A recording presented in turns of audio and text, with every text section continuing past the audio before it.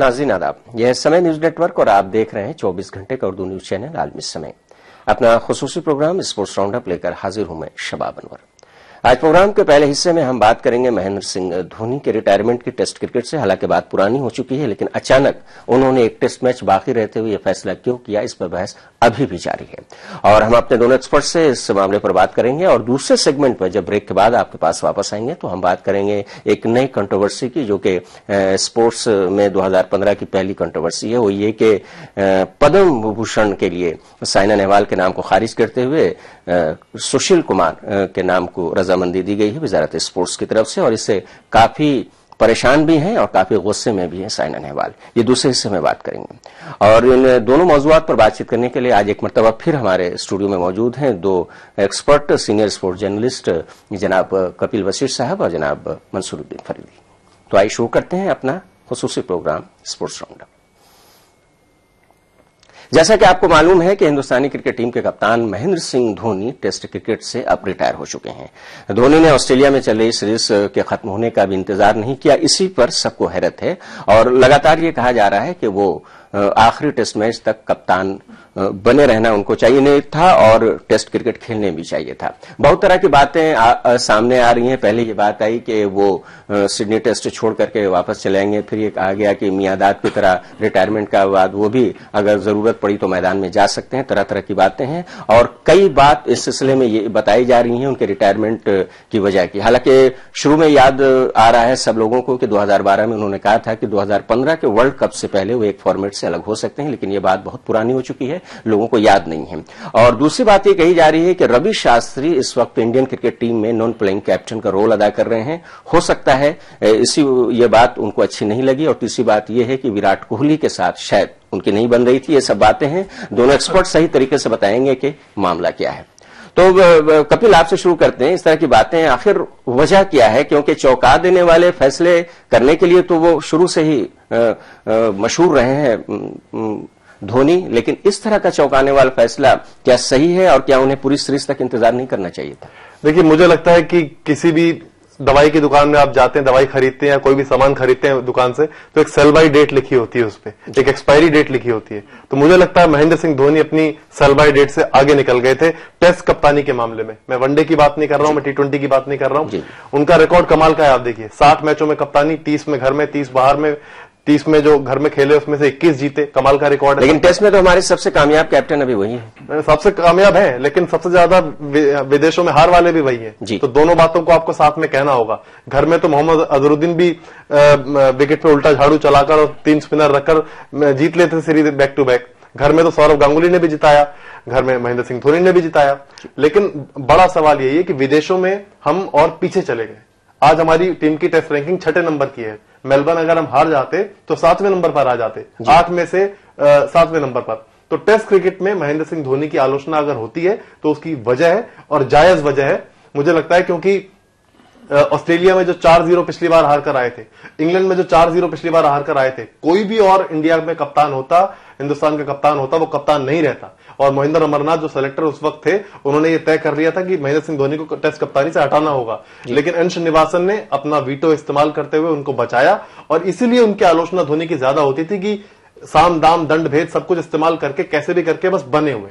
ये वजह है। तो आखिरकार हार की टीस, जैसा कि कपिल ने बिल्कुल सही कहा कि हिंदुस्तान से बाहर उनका रिकॉर्ड काफी खराब रहा था और इसकी टीस आखिरकार उन्होंने महसूस की।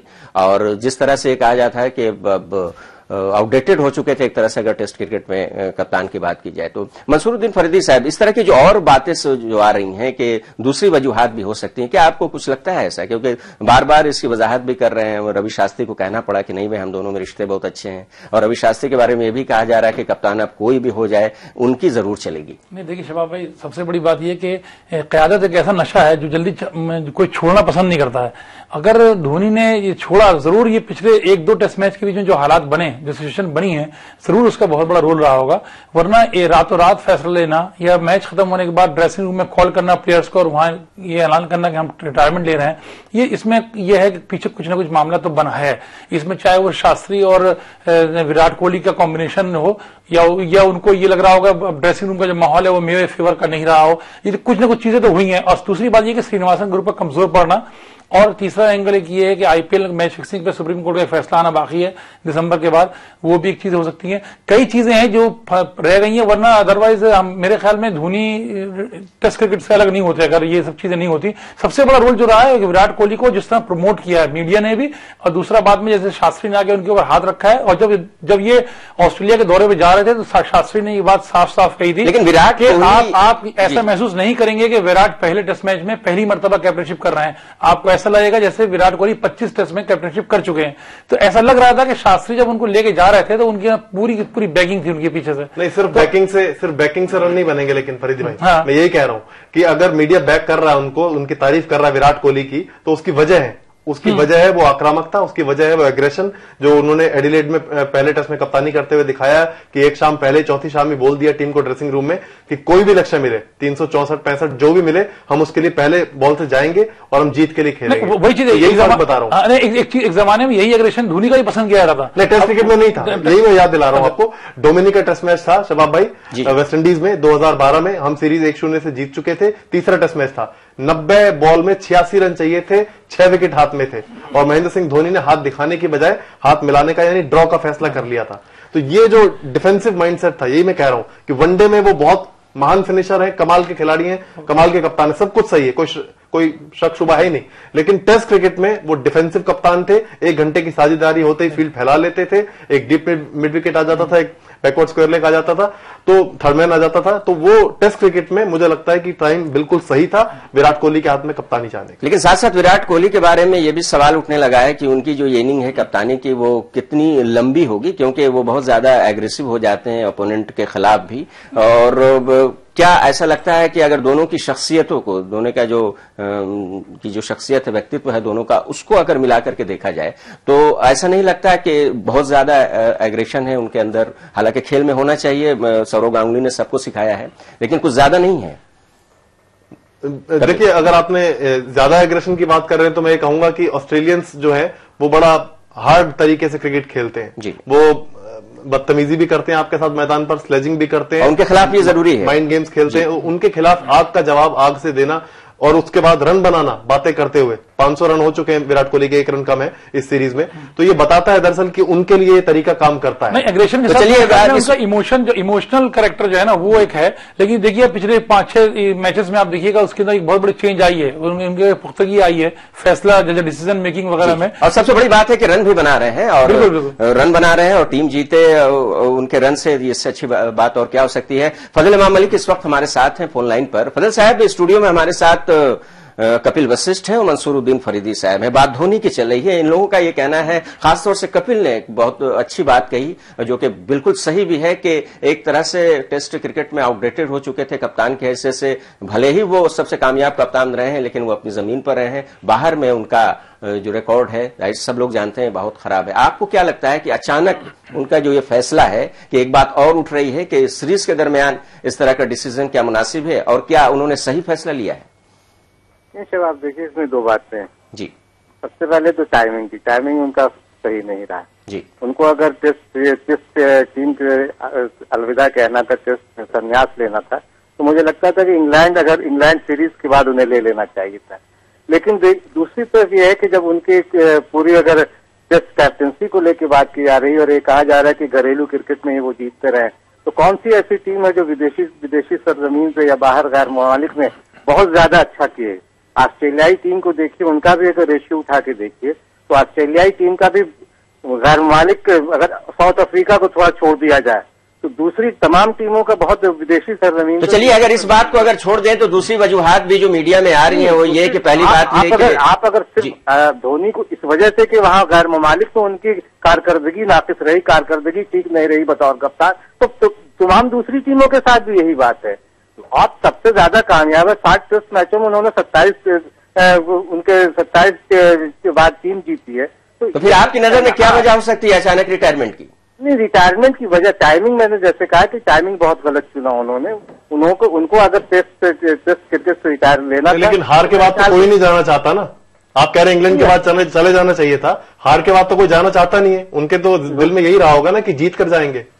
नहीं, जीत के जाना होता तो फिर अगर उन्होंने, आप अगर याद कीजिए पर्थ में उन्होंने इस बात का इशारा कर दिया था कि वो अब 3 में से सिर्फ 2 में ही कैप्टनसी रहेंगे। अगर 2022 ऑस्ट्रेलिया पिछले ऑस्ट्रेलिया दौरे की बात की जाए तो उन्होंने एक अपने को ये बना लिया था। तो अगर हार के बाद नहीं जाना चाहते तो ड्रॉ के बाद भी कोई कैप्टन नहीं जाना चाहता कि ड्रॉ करके जा रहे हैं। ड्रॉ जिस तरीके से ड्रॉ हुआ तो बहुत अच्छे ड्रॉ नहीं कहा जा सकता है। उन्हें कम से कम चौथे टेस्ट तक टीम के मोरल के लिए जरूरी था। टीम को अगर आप एक कप्तान बीच में अगर छोड़ के मंझार में चला जाता है तो ठीक है कि अब विराट कोहली में आप बहुत एग्रेशन देख रहे हैं, कोई भी एग्रेशन देख रहा है, लेकिन उनके पास 32 टेस्ट मैच के अब अनुभव है। उससे ज्यादा अनुभव आप अगर तजुर्बा देखिए तो इस तक 5 टेस्ट मैच ईशांत शर्मा ने खेला है। एग्रेशन बहुत अच्छी चीज होती है कई बार, लेकिन कई बार बहुत खराब। फजल साहब डिफेंड कर रहे हैं इस वक्त महेंद्र सिंह धोनी का, और उनके कहने का मतलब है कि वजह बाहर में खराब कारकर्दगी नहीं, परफॉर्मेंस नहीं, बल्कि कुछ और वजह भी हो सकती है जिसकी तरफ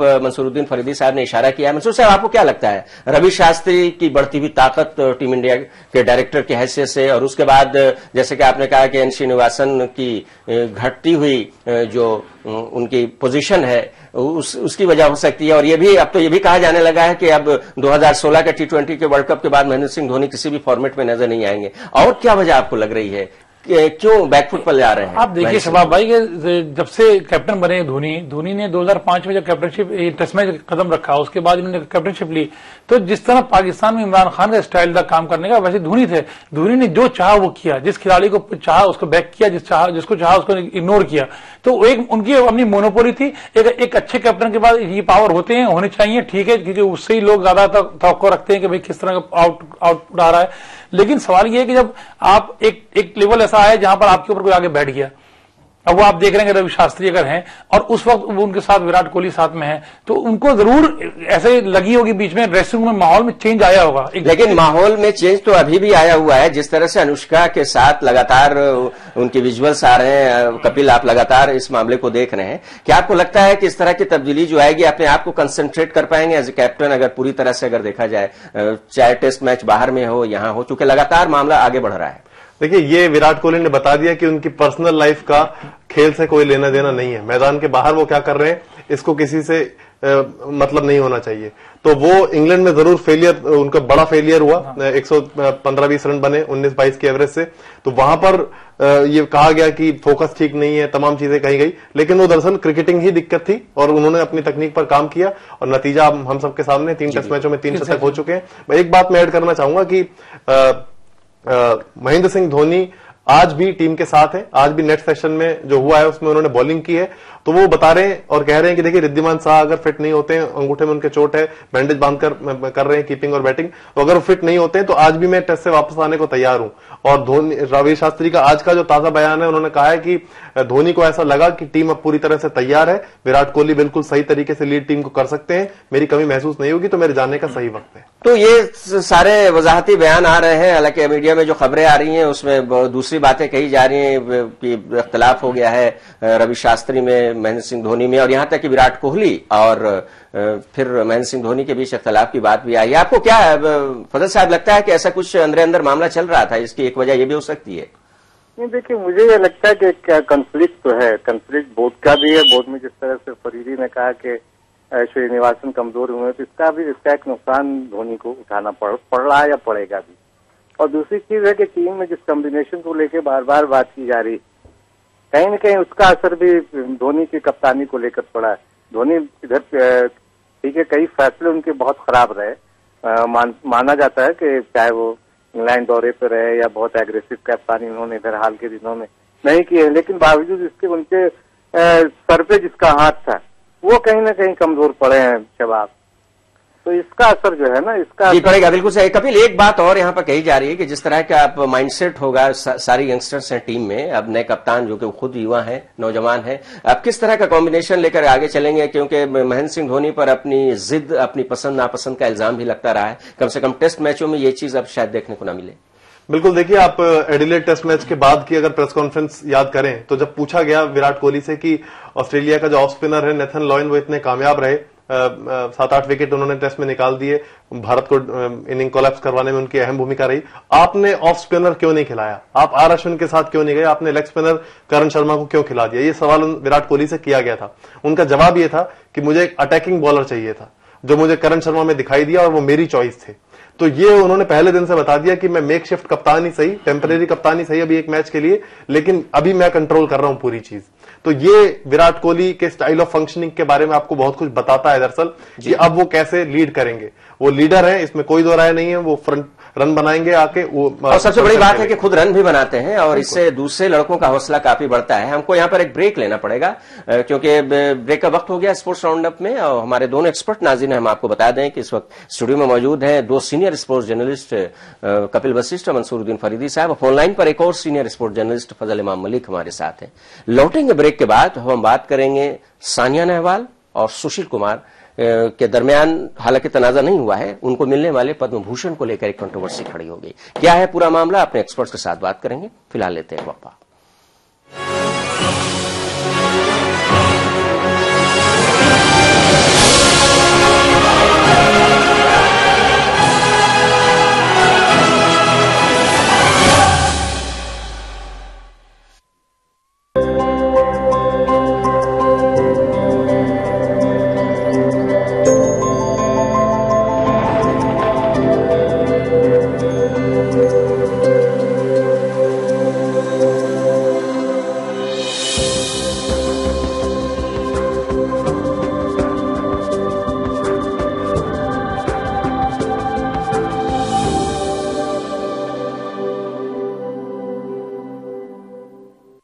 क्या हिंदुस्तान में अक़लियतों को भारतीय जनता पार्टी की सरकार से कुछ उम्मीद रखनी चाहिए? मोदी जी की 5 साल 10 साल की गवर्नेंस रह जाएगी तो उस गवर्नेंस के बाद इस देश में न कोई पत्रकार नामा निगार और न कोई पॉलिटिकल पार्टी हिंदू मुसलमान की बात ही नहीं कर पाएगी। मुस्लिम मसाइल पर साबिक वजीर आला उत्तर प्रदेश और बीजेपी लीडर जगदम्बिका पाल की बेबाक राय। ये जो जनता परिवार ये कहीं ना कहीं एक महागठबंधन है जिसकी ताकत आप लोगों के सामने खड़ी होगी। इससे भारतीय जनता पार्टी को डरना चाहिए या ये निरर्थक है? पूरे लोकसभा की तादाद 543 की है, उसमें 6 पार्टी के मिला के 15 लोकसभा के सदस्य हैं। मैं समझता हूँ भारतीय जनता पार्टी के लिए कोई चुनौती या डरने की बात तो है नहीं। देखिए तकरार में सैयद फैसल अली के साथ इतवार की रात 8:30 बजे और पीर की दोपहर 2:30 बजे सिर्फ आलमी समय।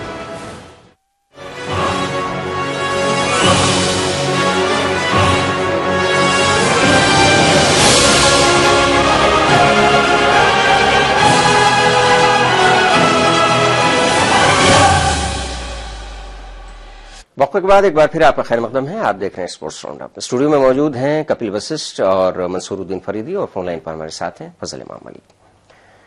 जानी मानी बैडमिंटन खिलाड़ी साइना नेहवाल पद्म भूषण अवार्ड के लिए दरखास्त खारिज होने से बेहद नाराज हैं। खेलों की वजारत ने इस साल मिलने वाले पद्म भूषण अवार्ड के लिए साइना की दरखास्त को कानून यानी कि जवाबित का हवाला देते हुए खारिज कर दिया है। बैडमिंटन एसोसिएशन ऑफ इंडिया ने साइना के नाम की तजवीज खेलों की वजारत को भेजी थी, लेकिन वजारत ने 2 मरतबा के ओलंपिक मेडल जीतने वाले पहलवान सुशील कुमार को साइना पर तरजीह दी है।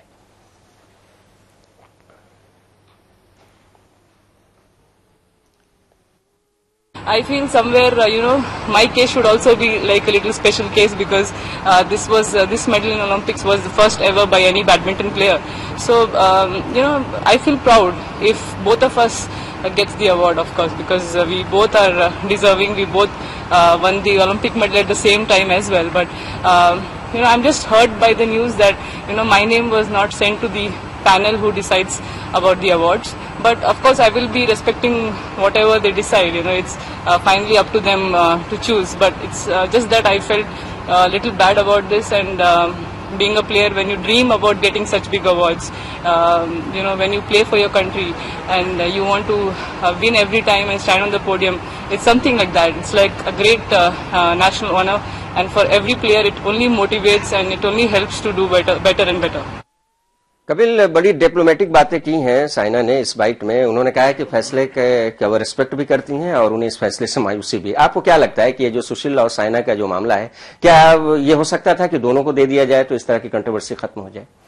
देखिए, डिसअपॉइंटमेंट उनकी इसलिए भी ज्यादा है कि उनको ऐसा बताया गया था बैडमिंटन एसोसिएशन की तरफ से कि माफ कीजिएगा कि 2014 के अगस्त में उनका नाम रिकमेंड हमने कर दिया था, लेकिन अब खेल मंत्री का जो आज बयान आया है, खेल मंत्री का कहना यह है कि हमें अगस्त 2014 में कोई नाम रिकमेंडेशन नहीं मिला था बीआई की तरफ से, हमें 3 जनवरी को पहली बार रिकमेंडेशन मिला है और इसके बारे में हम सोचेंगे। और एक बस पॉइंट मेरा छोटा सा ये है कि कोई भी खिलाड़ी जब अपने मुंह से कहता है कि मुझे अवार्ड नहीं मिला, वो फिर अच्छा नहीं लगता सुनने में। लेकिन जब नाइंसाफी होती है तो कहना पड़ता है। देखिए, एक बॉक्सर को कोर्ट में जाना पड़ा था। 2 back to back Olympic medal में और 1 ओलंपिक मेडल में फर्क होता है। सुशील कुमार, अगर आप करना नहीं चाहिए कंपैरिजन, हम कहते हैं कंपैरिजन इज ऑलवेज डिस्ट्रक्टिव, लेकिन अगर आप कंपेयर करेंगे तो सुशील उनसे कद और ओहदे में बढ़े।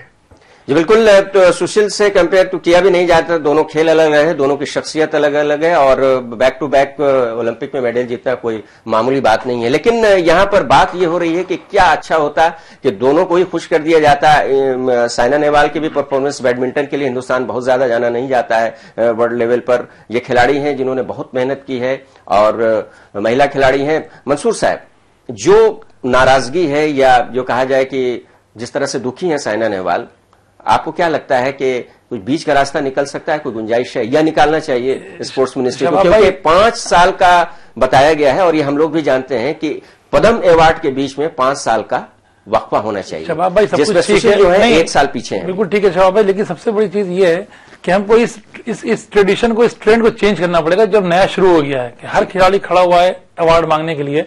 आप ये देख लीजिए, 24 साल सचिन तेंदुलकर खेल के गए, उन्होंने आज तक कभी एक खड़े होकर बयान नहीं दिया भाई मुझे अर्जुन अवार्ड नहीं मिला या मुझे कुछ नहीं मिला। आप खेलते जाइए, खुद ब खुद अवार्ड आपको मिल जाएंगे। कोई आपको कब तक नजरअंदाज करेगा? बस मेरे ख्याल में साइना ने थोड़ी जल्दी कर दी ये। क्योंकि देखिए, आप देखिए कपिल देव खेलते रहे तो वो 77 में आए तो उनको 91 में पद्मश्री मिला, गावस्कर को 81 में मिला, 12-12 साल बाद मिला। आपको आए हुए भी कितने साल हुए हैं? आप खेलिए, बहुत लंबा पीरियड पड़ा हुआ है। आप आइए सुनते हैं फजल साहब का क्या रिएक्शन है। लगातार इन दोनों खिलाड़ियों से राब्ते में रहते हैं। क्या आपको लगता है दोनों के बारे में अगर कहा जाए तो कि 5 साल के बारे में बताया जाता है, ये रूल है कि 2 पदम के बीच में 5 साल का गैप होना चाहिए और इसमें साइना नेहवाल, अगर कानून की बात की जाए, जाब्ते की बात, इसमें उनसे आगे हैं क्योंकि एक को 2010 में पद्मश्री मिला था, एक को 2011 में मिला था। लेकिन स्पोर्ट्स मिनिस्ट्री कह रही कि नहीं, हम सुशील को हम देंगे क्योंकि होम मिनिस्ट्री को इस बात का पूरा इख्तियार है कि वो इस ज़ाब्ते में तरमीम करे। सचिन तेंदुलकर को भी पहले मिला था, इसका साइना ने जिक्र भी किया है। आपको क्या लगता है, इस तरह की कंट्रोवर्सी को क्या खत्म नहीं होना चाहिए, या जैसे कि हमारे ये दोनों एक्सपर्ट कह रहे हैं कि साइना नेहवाल थोड़ी जल्दबाजी में है क्योंकि खिदमात सुशील की साइना से ज्यादा है? नहीं, देखिए जवाब ये ठीक है कि सुशील कुमार को अगर देखा जाए तो सुशील कुमार का कॉन्ट्रीब्यूशन ओलंपिक के लिहाज से देखा जाए तो बहुत इन साइना से काफी बेहतर है। वो 2 मेडल जीत चुके हैं। लेकिन दिक्कत यह है कि अब खेलों में जिस तरह से मेडल, ये अवार्ड्स को लेके, पुरस्कारों को लेके जिस तरह से कंट्रोवर्सी खड़ी हो रही है, वो खेलों ना तो खेल के लिए बेहतर है, ना खिलाड़ियों के लिए बेहतर है। चाहे वो साइना नेहवाल हो, चाहे सुशील कुमार हो या कोई भी हो। और यह भी इल्जाम लग रहा है कि इन अवार्ड्स में सियासत आ गई है। जो पार्टी बरसर इख्तिदार होती है वो ये भी देखती है कि ये खिलाड़ी जो है आने वाले दिनों में हमारी पार्टी का सरगर्म मेंबर हो सकता है। राजवर्धन सिंह राठौर को मिनिस्टर बनाया गया, उसके बाद उनको चुनाव भी लड़वाया गया, उसके बाद इस वक्त मिनिस्टर है, बहुत ही अहम पोजीशन पर है इस वक्त, इंफॉर्मेशन ब्रॉडकास्टिंग के वो स्टेट मिनिस्टर हैं। तो इस तरह की चीजों का भी क्या ख्याल रखा जाता है? पहले भी रखा जाता था। सचिन तेंदुलकर को एमपी इसलिए बनाया गया ताकि वो पार्लियामेंट के इलेक्शन में जाकर के वोट मांगे, हालांकि वैसा हुआ नहीं। तो क्या पूरी तरह से पॉलिटिक्स काम कर रही है? यही मैं कह रहा हूँ शबाब कि इस तरह की चीजें खेलों में नहीं होनी चाहिए। खेलों में अब पसंद नापसंद पॉलिटिशियंस की भी दखल अंदाजी होने लगी। किस रीजन से आता है, किस खित्ते से आता है, वो हरियाणा का है, वो बिहार का, वो हिमाचल प्रदेश का, वहां का कौन मिनिस्टर है, किस तरह, ये सारी चीजें का कहीं ना कहीं अब दखल इस तरह के अवार्ड्स में होता है। अवार्ड्स के लिए लोग, अगर जिस आपने मुक्केबाज का जिक्र किया, उन्हें कोर्ट जाना पड़ा, कोर्ट से उन्हें अर्जुन अवार्ड कोर्ट ने फैसले के बाद उन्हें अर्जुन अवार्ड। इस तरह की चीजें खिलाड़ियों का भी, एक तो जो है जो डिजर्विंग खिलाड़ी है उनके लिए उनका मनोबल तोड़ता है, उनका मोरल डाउन करता है। क्या आपने मनोज का जिक्र किया, कपिल, क्या वाकई में ये मामला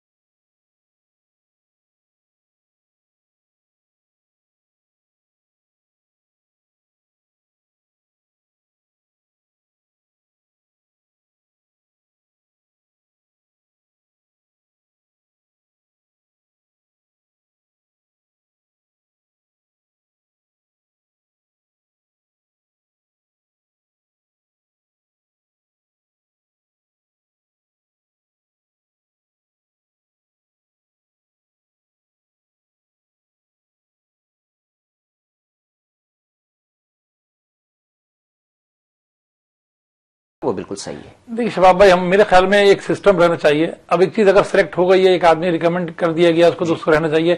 ऐसे अवार्ड वसूल करने में भी कैसे खुशी महसूस हो सकती है, ये सबसे बड़ा सवाल ये है। बिल्कुल, मनोज कुमार ने अवार्ड लिया तो कोई एक आदमी भी नहीं था वहां पे, सिर्फ देने वाले थे। तो कम से कम होना ये चाहिए कि अवार्ड मिले सही तरीके से, और जो मतलब रिवायती तरीके से जो अवार्ड मिलता है, जिसकी शान होती है। अर्जुन अवार्ड राष्ट्रपति भवन में बढ़ता है, लेकिन देखिए मनोज का क्या हाल हुआ, कहां पे मिला, बहुत लोगों को पता भी नहीं चला। जाना पड़ा। जी। तो सबसे बड़ी बात यहां पर यह है कि जो हमारे एक्सपर्ट ये कह रहे हैं कि सुशील कुमार का अगर सिलेक्शन गवर्नमेंट ने कर लिया है तो उनको अवार्ड ये मिलना चाहिए। और साइना नेहवाल को जाहिर सी बात है, उनकी परफॉर्मेंस लगातार जारी है अच्छी, तो उन्हें भी आगे मौका मिलेगा, इससे बड़े अवार्ड्स भी मिल सकते हैं। तो इसके साथ हमारा प्रोग्राम का वक्त यहां पर खत्म होना चाहते हैं, हम ज्यादा बातचीत नहीं कर सकते। हम दोनों मेहमानों का अपना शुक्रिया अदा करेंगे, कपिल वशिष्ठ जी और मंसूरुद्दीन फरीदी साहब का। तो नाज़रीन, स्पोर्ट्स राउंडअप को यहीं पर खत्म करते हैं, आपको याद दिलाते हुए कि आप आलमी समय को इंटरनेट पर भी देख सकते हैं। लॉग ऑन करें हमारी वेबसाइट समय लाइव। तो फिलहाल शबाब अनवर को दीजिए इजाजत, लेकिन आप देखते रहिए 24 घंटे का उर्दू न्यूज चैनल आलमी समय।